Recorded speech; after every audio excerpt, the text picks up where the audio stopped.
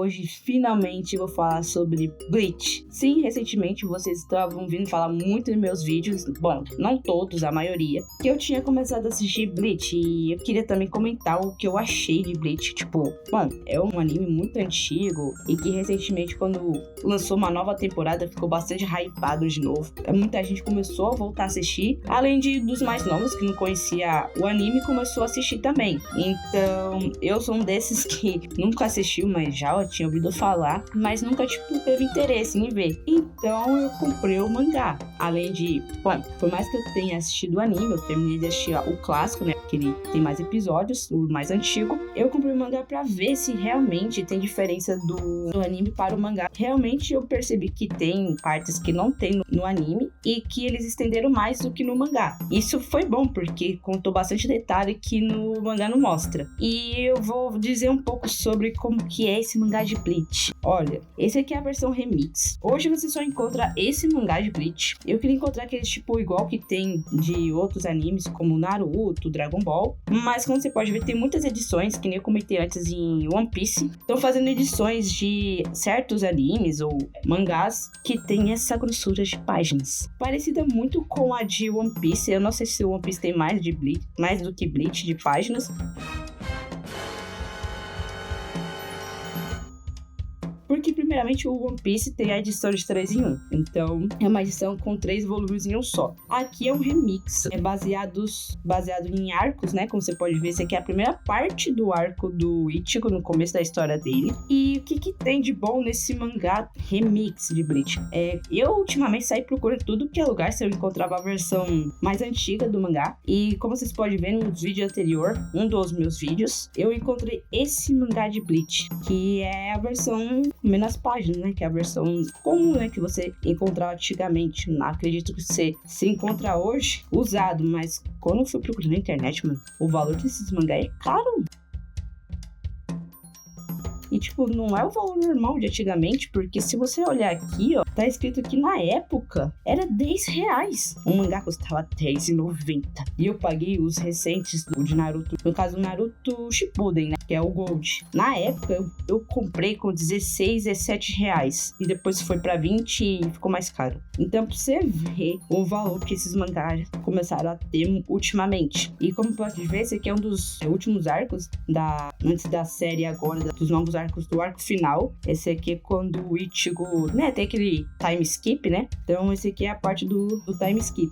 E as folhas, como você pode ver, estão bem velhas. Então assim, esse aqui meu filho, é ouro. E eu paguei um incrível que parece R$5 nesse aqui. Na internet, tô vendo muita gente vendendo por um preço muito maior. Então, minhas primeiras impressões, mano, eu fiquei muito, eu sempre via muitos colecionadores aí no YouTube com o mangá, todas as edições completas desse Bleach. E eu falei assim, deve ser mó da hora ter essas edições que, tem muitas páginas. Eu gosto de mangá com muitas páginas, sabe por quê? Você tem mais tempo de ler e tem mais história. Você não tem que ficar comprando, 100 edições, 90 edições pra você completar a coleção. Aqui, se não me engano, desse Bleach de remix, se não me engano, pelo que eu vi, são 26 ou 27 volumes só.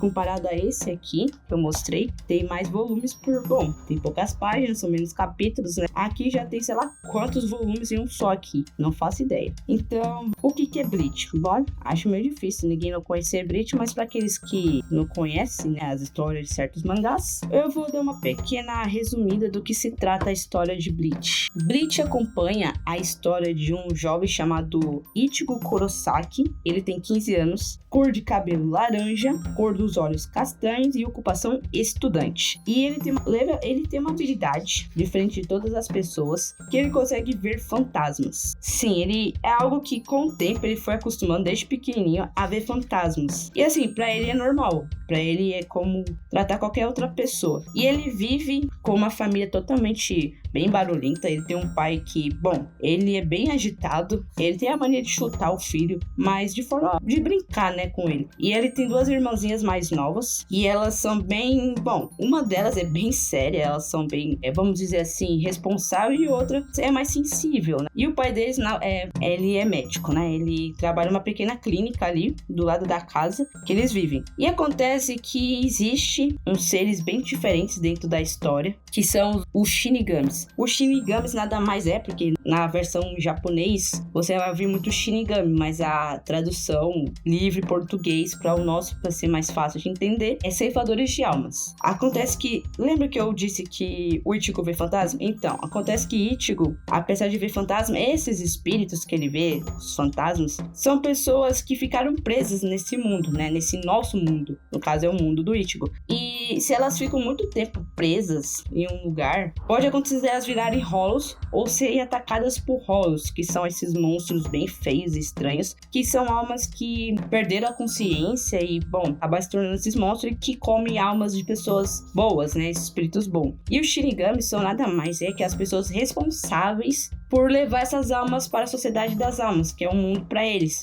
E ali eles podem viver em paz, livremente. Mas acontece que existem esses monstros que vão atrás dessas almas. Então, o trabalho dos Shinigamis, ou ceifeiros de almas, é, além de mandar os espíritos para a sociedade das almas, matar esses Hollows, esses monstros. E um dos primeiros ceifadores de almas que aparece na história é a Rukia. Ela tá responsável de cuidar da cidade ali da onde o Ichigo vive, de matar os monstros, né? Bom, acontece que eles conseguem sentir presença desses monstros quando precisa ir atrás deles, né, na cidade. Então ele sai de sua sociedade, na Sociedade das Almas, é onde que a Rukia vive, e vai lá e luta contra eles dentro da cidade do Ichigo. Só que acontece que o Ichigo, ele acaba querendo proteger sua família, porque alguns Hollows começam a atacar a sua família. E a Rukia também é atacada, e ela não consegue lutar contra ele. Então ela fica meio que indefesa ali, toda machucada, e a única esperança dela seria o Ichigo de ajudar ela. Então ela meio que faz uma transferência de poderes pra ele, porque era o único jeito, ou ele morria, ou ele vivia pra lutar contra a sua família. Só que ali, no caso, a Rukia ia perder seus poderes, e o Ichigo ia receber os poderes da Rukia. E no fim das contas, no final de tudo, o Ichigo aceita, né, a proposta da Rukia de transferir seus poderes a ele. E ele acaba se tornando um ceifador de almas. Então, resumindo aqui a história, até aqui para não contar mais spoilers, porque tem muitos segredos que ainda vão ser revelados, porque tem muita coincidência nesse começo. No começo da história, você acha que é muito assim, tipo, logo que a Rukia chega, aparecem Hollows monstros e sua família é atacada.